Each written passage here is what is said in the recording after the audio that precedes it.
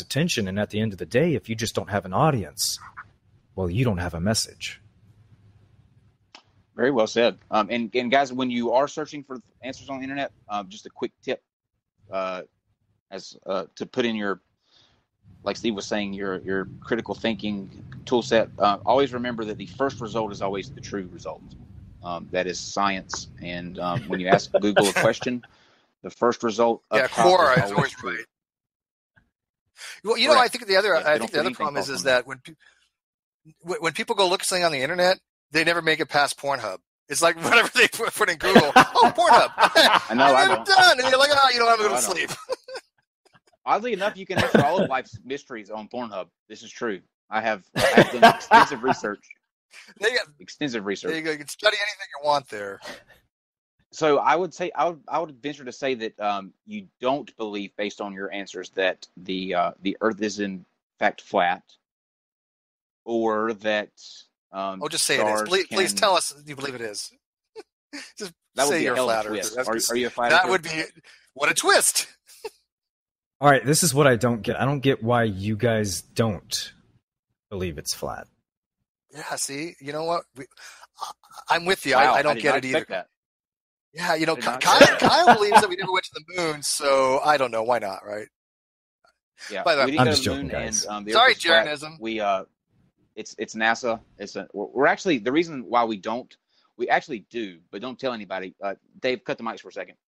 We're actually NASA don't listen outside. We get a check from NASA every single month to do this. We come on here and we harp about how NASA's great and that they have all this science and blah blah blah blah blah. But people don't know that. So yeah, and you know, and Kent Hovind's CPA gives us $1 every episode he likes. So every episode you can go back and look at our super chats. Kent Hovind CPA $1. He gave us $2 one time.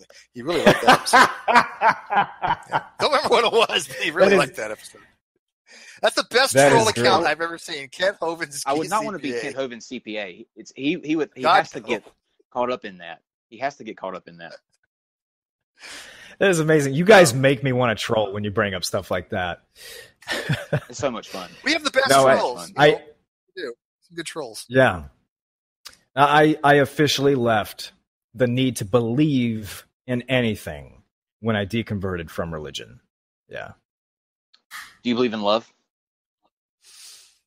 No, I don't. No, to me, that's a nonsensical. I would sing that in the share thing, but I can't. There you go. Yeah. This is interesting. You believe it's nonsensical? You believe love is nonsensical? The question. Yeah. The question, do you believe in love, is to me like asking, do you believe in the color blue? I just don't approach my observation of blue in the form of a question. I approach it in the form of an observation. Well, that's a very appropriate question here. That's a very appropriate question here because when somebody asks on this show, do you believe in the color blue?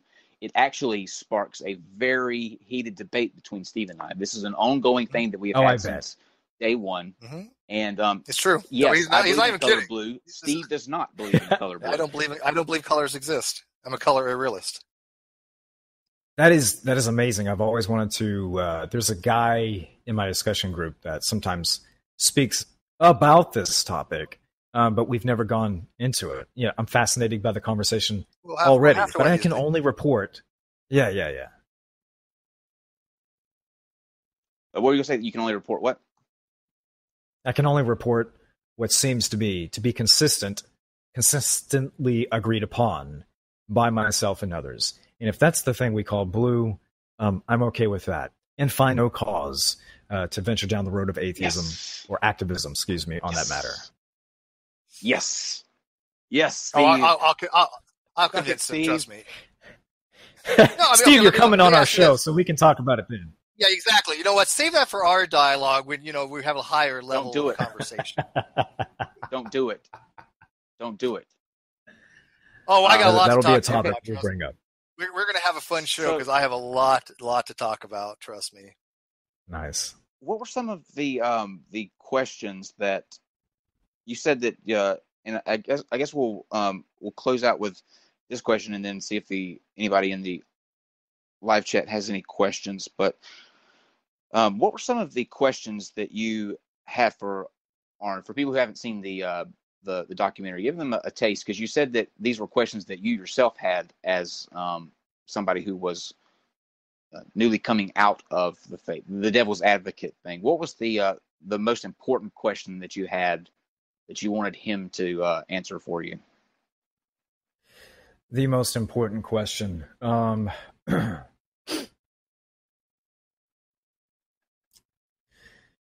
You'll hear me say a lot of questions that stereotypically or generally we see Christians say to atheists, "Oh, you just hate Christians.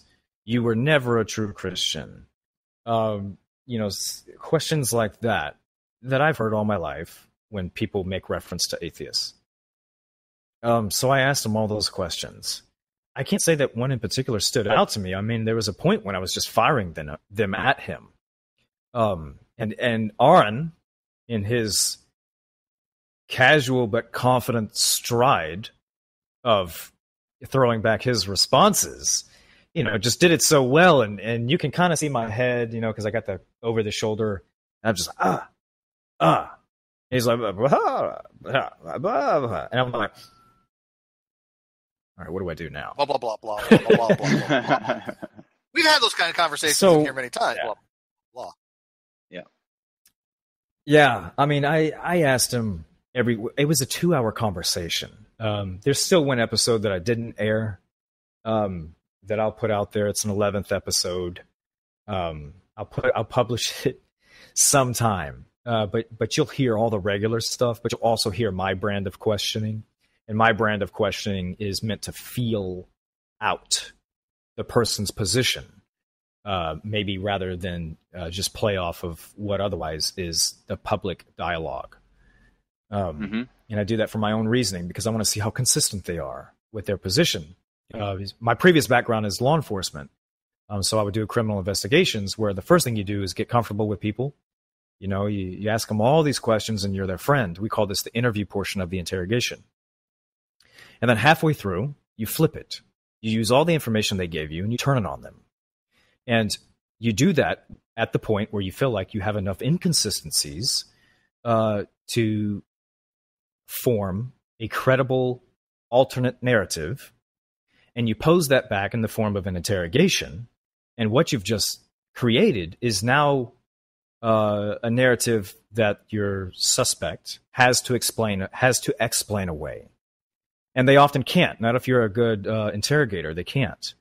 And then you take that to the prosecutor and say, these are the things that they're inconsistent about. So, this is what we call lies. And, and then, they have a very hard time defending themselves in court thereafter. So you'll hear that brand of questioning me to Aaron Ra, and then you'll hear all the, the hip fire responses, the things that we all asked or hear asked from theists or what we thought when we were former theists. So basically what you're saying is when you're interviewing people just need to take the fifth and not say anything.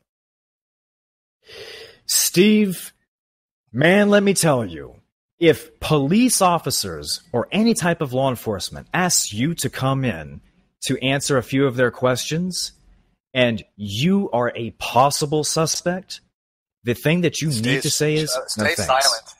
I want a lawyer. Actually, yeah. No, I watch all that stuff. Question, I'm a big fan. What's that? Not the first question. Am I being detained? Is the first question. And am I being detained? What law have I broken? Of course, you'll know if you're being detained. Well, no. You know what's funny is obviously cops can lie to you. But that's the problem. Cops can lie to you. The Supreme Court has said that, right? So even if you ask, am I being detained?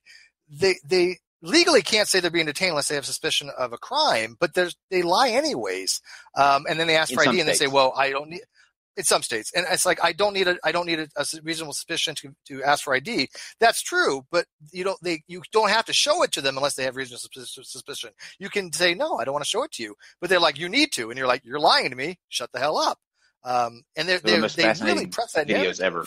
I love those videos. Kyle and I have binge watched so many of them. It's ridiculous. I've seen everyone on YouTube. I swear I've seen everyone on YouTube. Yeah, they're very fascinating for me to watch as well. Oh, you have watched them, the First Amendment auditors? The First Amendment auditors? No, I don't know that. If that's a channel, no, I haven't watched that. No. Well, no, it's they're not actually sovereign citizens. It's a group. The First Amendment auditors, what they will do is they will go to a public venue, such as, I don't know, like a military installation, a police station. Yeah, like for example, police station. They go inside the foyer of a police station and they'll film. They'll film the trophies. They'll film the signage, which is a public viewing area. And the law is that anywhere you can see from a public facility inside the public foyer, the open community area, is filmable. And so these cops will come out or whatever, and they say, you can't film here, and they'll audit them to see if they know the law. And they are really interesting to watch, except when a couple things. One, people have gotten too belligerent. I don't like that. I don't think you need to be belligerent to be First Amendment auditor. And second, these people get arrested a lot. Yep. But you know what? They've also won a lot of civil lawsuits with these cops. They've actually sued, and they've won because their rights were violated. They've had illegal search and seizure. They've had assault charges from the police. I mean, they go after them, and I'm wondering how many people do that just so they can sue, as opposed to how many really want to know if the police know all of them. The actual. Yeah, it might be true. Side gig true. There. Yeah. Well, here's the thing with that, though. Here's why I say that, because the videos that they post, there will be a couple of them what they call a passable audit, which is they showed up, the police didn't say anything, they left them alone, let them film. Those are boring videos, though. They don't want that. They want the confrontations. Those are the videos that get the views. Those are the videos that get watched. Nobody wants to sit and watch a 13-minute long video of somebody walking around a police headquarters foyer. I mean, it's just not good. We want to see them get shot. Come on, admit it. You want to see them get shot. Maybe the leg. It's a flesh wound. But come on, we're sick people in this society. Come on. We'll open it up now, guys, to any questions that you have, and once we get those out of the way, I will. I have one question that, in listening to your story, that it's a tough question, but I feel it's a fair question, and we'll wrap up with that. But before we get to that, we'll see if the audience has anything they'd like to ask of you. So, Steve, would you please read any super chats or any questions that you've been fielding? Yeah, a couple of super chats. We got Trevon Hudson, $10. Wolverine is back from the dead in the comics. Oh, really? Okay. What? So what does that mean? He's gonna? Yeah. Wait a minute. He's dead. They killed him. Forget it. He's gone. So random. Get over it. Okay? Get the. If I saw it in the movies, over it. Then he's dead. It's canon. It was in the movies. Done. Can't no time travel crap for that. Okay. Good Lord. Stephen Bauman, $5. Steve, your analysis was correct. Have some booze. Thank you. I don't know what it is. These guys pay me. Whenever I get something right, they give me money for alcohol. What a bad gig is that? Yeah, there you go. I'll tell you why that is later, Steve. Unfortunately, I can't really drink that much. I got one beer sitting in the fridge waiting for a special occasion right now, but I will use that to get something eventually. But anyways, that's the only 2 super chats. So you got questions in the live chat. Have at it. And Hannah says Wolverine will never be dead. Is this a big thing happening with Wolverine? I feel like this is. They killed him. I mean, why bring him back?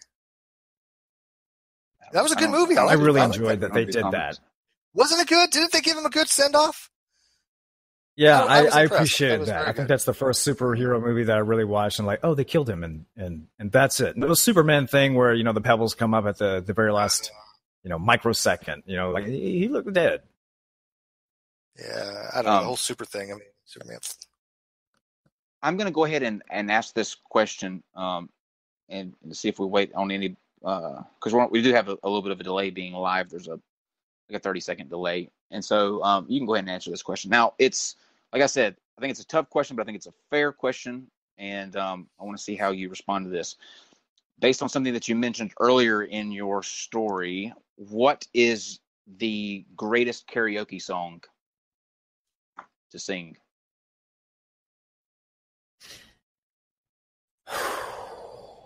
Let me see. I can tell you Meatloaf is really fun to sing. One of my